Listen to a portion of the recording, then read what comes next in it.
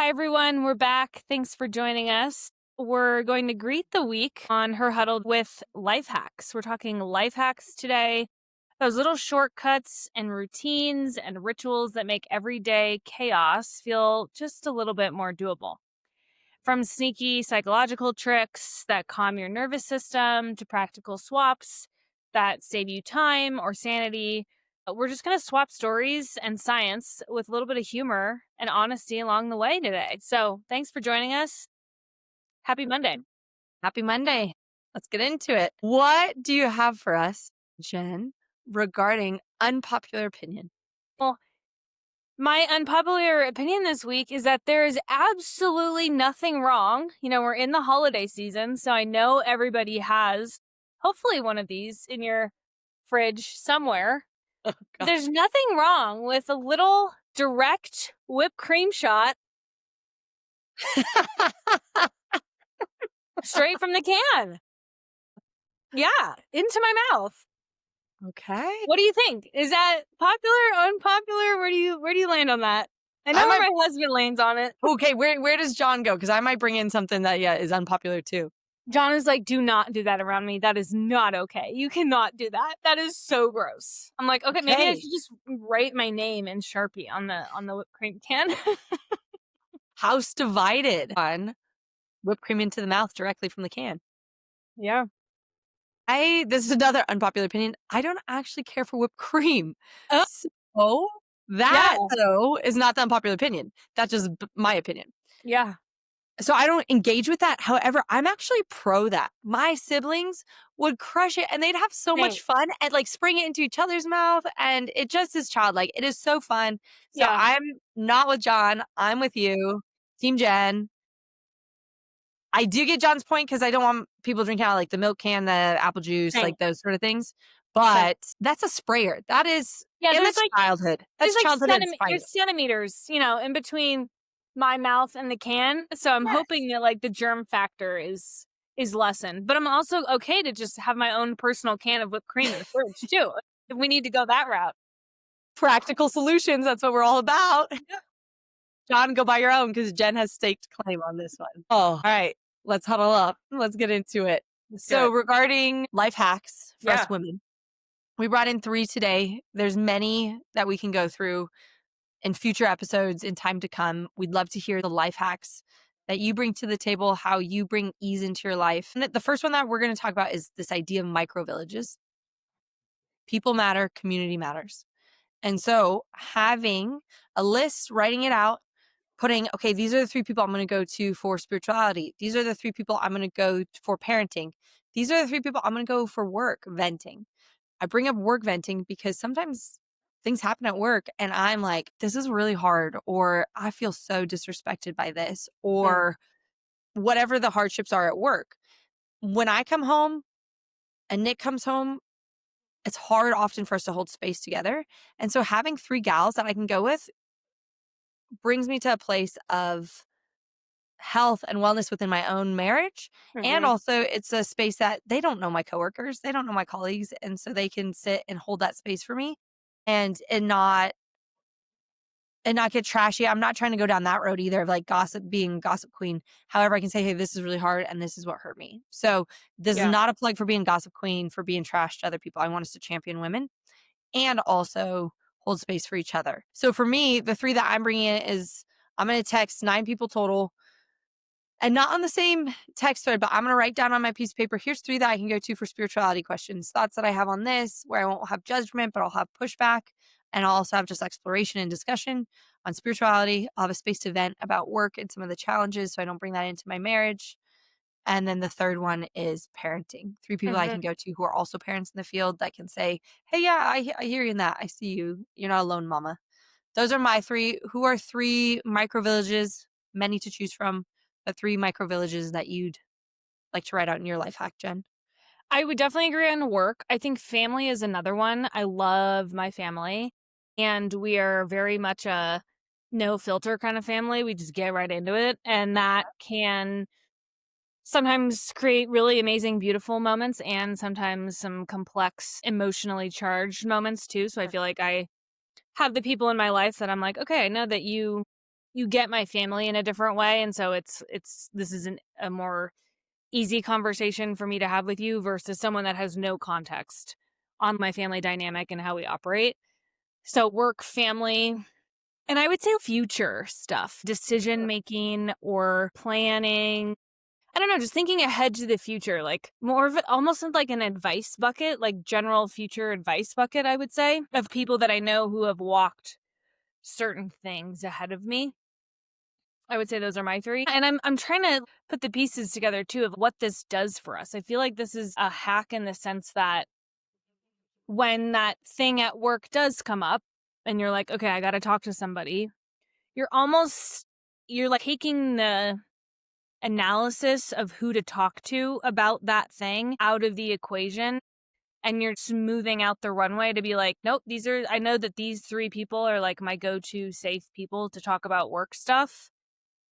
Which in that moment is saving you some sort of mental energy or thought process or time. Yes, and it reminds me that I'm not alone.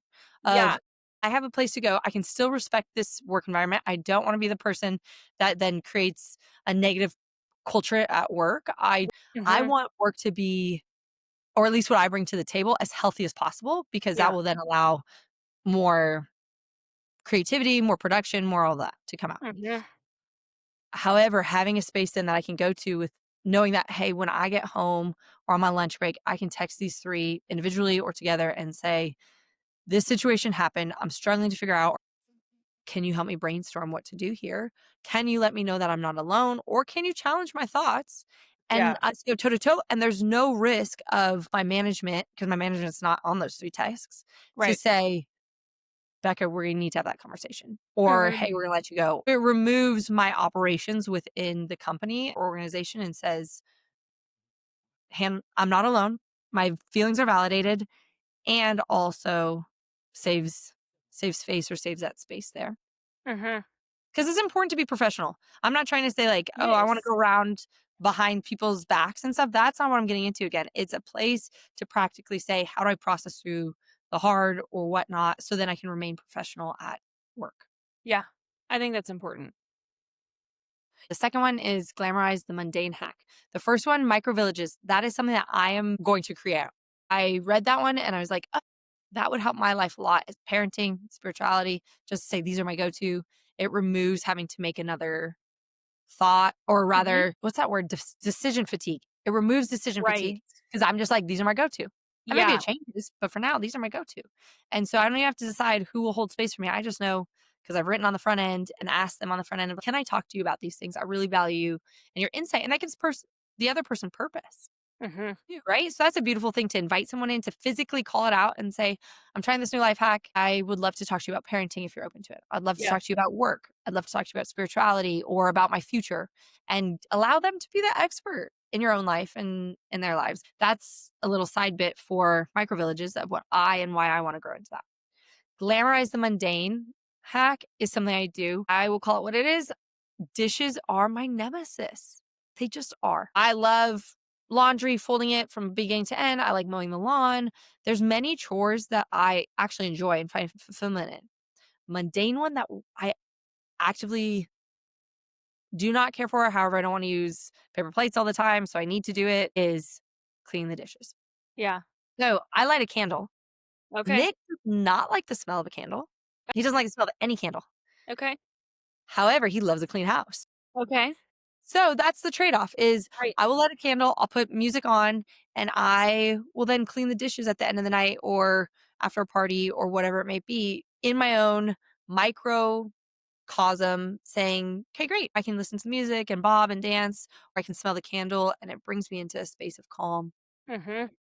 So life hack is light a candle, put on music, wear perfume, do something that glamorizes the mundane, something that Mhm. you dread, and it will transform it into a micro joy.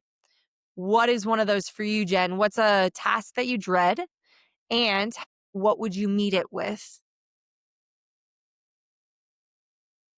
One the other day, I go back and forth on whether I actually enjoy going to the grocery store or not. It's really 50-50. But the other day I was really like, I do not want to go to the grocery store. This is not what I want to do right now. But we needed a bunch of stuff. And I was like, you know what? I'm gonna go to Costco and I'm gonna do all the laps and I'm gonna get all the stuff and I'm gonna end it with a slice of pizza. And that is exciting to me. I'm like, I can make it through this Costco trip now because I've got a slice of Costco pizza waiting for me at the end. Yeah, I think that is a real, like, putting something that's appealing or sneaking something in there that's now part of this experience I'm choosing to enjoy. Therefore, this whole experience just got a little bit better. Yeah, This the mon idea of I'm gonna have this feedback. I'm gonna Yeah. have this positive outcome in the end, and so it's a reward system, right? It's Yeah. serotonin building resilience to then continue on and saying, "Nope, I'm gonna go do this." And in doing something that's hard, we talked about that with slowly climbing into ice baths a couple Mhm. weeks back. Similar idea. I have a mundane task. I don't want to do it. However, it Yeah. needs to be done. And so how do I switch my mindset, whether through rewards, whether through a healthy or even joyful treat, which for me would be candles in that moment. For you, it was a pizza, which bomb pizza, by the way. Let's give that shout out to Costco. Yeah. Is this idea then of our cognitive abilities, our thought process changing, and our perception and perspective then changes. Where it's like, oh, I don't mind going to Costco. I'm gonna go get a piece of pizza. Yeah. Look at me get down with my bad self. Or like Yeah. these dishes, let's go ahead and scrub you clean because guess what? This candle over here, phenomenal.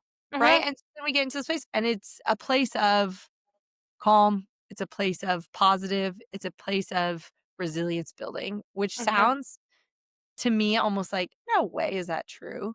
However, that's what's happening in our brains as the serotonin increases and then our cognitive ability thinks, oh, I don't, it's not a have to, it's I get to. And Mhm. then now I'm gonna go crush it because I enjoy it, and we Mhm. crush things we enjoy. Even I feel like even that mental language shift, it doesn't have to be something tangible like a candle or a piece of pizza. It could be something as micro as a language shift of I don't have to do this, I get to do this, or I have a car that allows me to do this, or Yeah, healthy perspective. legs. It's like how far can we break this down to motivate ourselves or rewire how we think about these mundane tasks? There's something in there too. It's glamorize the mundane and reorient mundane to gratitude too. It's something there. That so gratitude's what came up for me too. Truly, because that's it. Is that stepping stone. And when we work with clients, we see how do I get from this cognitive distortion that everything's against me, life is really hard, I'm Yeah. not worthy, all these hard negative things to then say, oh, I can achieve that task. Oh, I work Yeah. hard. Oh, I'm resilient. Oh, I can press into that all the way to the place of like, oh, I get to drive my car that I have Yeah. to the store, or oh, I get to jump on this bus. I have access to public transport. I get to go get groceries. Oh, there's fresh food at the. Oh, there's pizza already made for me. I don't have to. I don't have to cook. I don't have to clean tonight. Whatever it Yeah. may be is right. Like, and so then we start to get down that 10-step road of gratitude. Then creates more joy, more hope, more Mhm. perseverance. Then, and so the power of perspective is it leads to gratitude. Yeah. We do really practical things in like with that. Last one is digital Sabbath. Mm. I do not do this. Full transparency. This is another one that I am joining in. Blue light and late night scrolling Mm. crush testosterone and sleep. They're awful for they're awful, awful, awful for our sleep. I have my phone right next to me on my bedside every night. And the excuse I use is, oh, it's my alarm in the morning.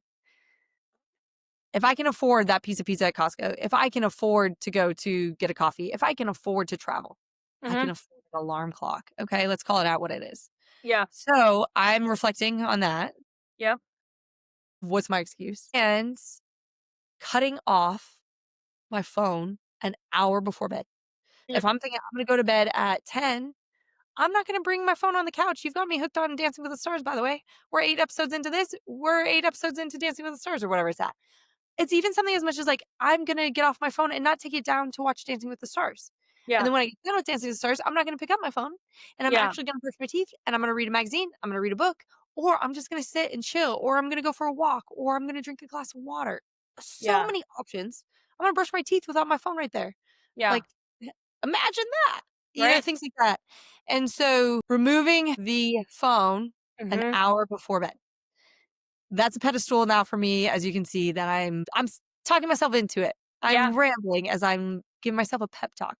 Where Yeah. do you sit with cell phone use at the end of the night specifically?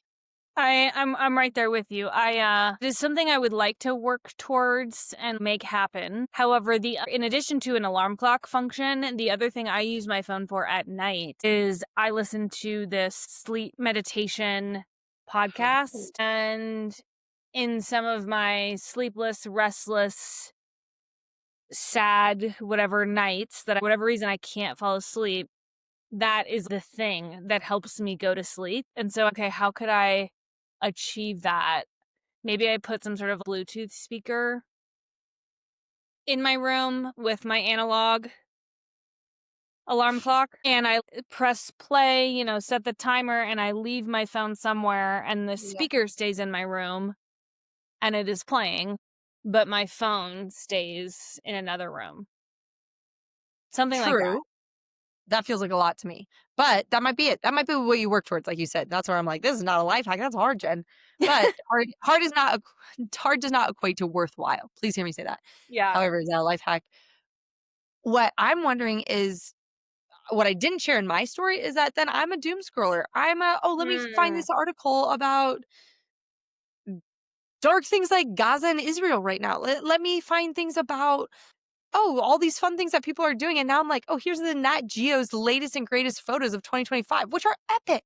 Yeah. However, do I need to be reading those for 20 minutes, 30 minutes, 60 Mhm. minutes, 2 hours right before bed? Right before bed. So my question back to you is when you listen to that podcast, which by the way, share that out. That's awesome. Do you then also jump onto Instagram or Facebook Mm. or other things if you're honest with yourself? Or is this a life hack that you probably actually do because you just use the you just no just you use the sleep app, but you don't actually look and scroll and engage with it? No, yeah, that's a good question. I would say when I hit play on the sleep, it's called Sleep Magic. When I hit play on Sleep Magic, I'm locking that sucker. My phone is locked. It is face down. I'm like, all right, it's time to sleep. Night night, Jen. I So I am pretty good about that. It's just usually like whatever happens before that, I'm like, maybe 5 minutes of scrolling I'd do before that, which again is not necessary. It's not the end of the world, but it's not necessary. But yeah, as soon as I hit play, I do the timer where it like self times out okay. because I am falling asleep within the first 10 minutes because she's so good. And so I don't need this thing to run for 45 minutes. I just need it to run for 20 minutes. I Brilliant. have a little bit of discipline around that, I guess. That's a life hack for sure that I need to do. And I can attest to you doing that because I see the little notification of do not disturb. Jen is Mm, not online. I see that on the text if I'm going to text you at night. And so that's a life hack in itself is using this yeah, magical app for sleep. And yeah, so thank you for sharing that. I am going to take that on. Wild and Well listeners, please engage with that. Let us know what you do for your life hacks at night to get off your phone. yeah. And if you don't, Jen just suggested the magic app. Tell us the name again one more time. It's called Sleep Magic and it's a podcast. So you can find it on Spotify, Apple, etc. It's Perfect. It's not even wonderful. downloading another app. It's a podcast. That's awesome. I will commit to doing that over the next week and see if I add it into my rhythm and for sure cut out an hour ahead, if not more, but allowing my systems to rest. Yeah. Okay. Heading into any other practical, tactical thoughts. Jen, you got anything else on life hacks? I think that there probably is a connection point that you could make between this and some of the stuff we talked about around rituals and rhythms and sort of habit stacking your day. You can go back and listen to that episode. That's another good one. I think there's some crossover here, but it's like how can you create systems or moments in your day that are alleviating to you or take away that decision load. And I think some of the things we've talked about today help with that. Would you call it habit stacking? Habit stacking. Yeah. I Mhm. don't know where I heard that. It's a term. that I Cool. think probably a professional uses somewhere or an author. But that's awesome, this idea, what life hacks allow me to habit stack, and then coming I'm at a place where I need more sleep. I need Mhm. more arms to do things, but I really need more sleep. Mm. And so I appreciate you sharing your specific example on sleep. There's thousands of life hacks out there, and so please share those as well. Yeah. Doing life hacks or talking about them were important to me because working with youth and teens, and as I reflect on myself and with myself, is behavioral psych shows that actions precede motivation. Mm. And so as we're talking about these, if you're a person who does not have the motivation to do this, do it still. I'm a Yeah. person who is not motivated to get off my phone at night Mm. because it's my time to wind down. It's my time to look at the things happening in the world. I don't have the other obligations I do throughout the day. And yet it's affecting my sleep. So my action of cutting off my phone Yeah. will precede the motivation that's there or lack thereof. I like it. And I will then habit stack, now that you use that term, to then allow myself to sleep and either not consume it because isn't necessary to consume or engage with the content or the material at another time. So Mhm. thank you for that idea of habit stacking. Go back and listen to those rituals and rhythms. That's a great idea and how that can operate within our own systems. And the final thing for me is 60 seconds to center. Yeah. Nothing you have to grab today. It's a 2-minute declutter, 60 seconds declutter. Mm. But if you need an extra bonus minute, that's fine. This idea, I might need 10 if I'm being honest with myself. But 1 minute, and I want it to be small. I want it to be micro. We just talked about having a cell phone on the side of my bedside table. I also sometimes store my earrings down there, or it's having a collection. Nick likes to call it my piles. I have a collection of books that I will get to. I have a collection of hair ties that I take out at the end of the night. And I it have a just collection of dishes. Speaking of on your dishes. bedside table. No, not on my bedside table, but in the sink. I just like compiling dishes in the sink all day. Yes, that's one for you. So then the sink could be your micro thing. It's not then to go into the countertops. It's not then to go into every other room. It's saying, okay, the sink I will go and do, and I'll time myself. I'll give myself 60 seconds, 2 minutes, and I go clear one small space, Hmm. desk, nightstand, just the sink, kitchen counter. And why it works is quick wins. Say that 10 times fast. Trigger dopamine and restore a sense of control. So Hmm. through all of these, I want us to have confidence in ourselves. I want us to trust ourselves and restore this idea of control. And so in that, choose a micro thing tonight, tomorrow, whenever, and say, I will clean this and clear it off.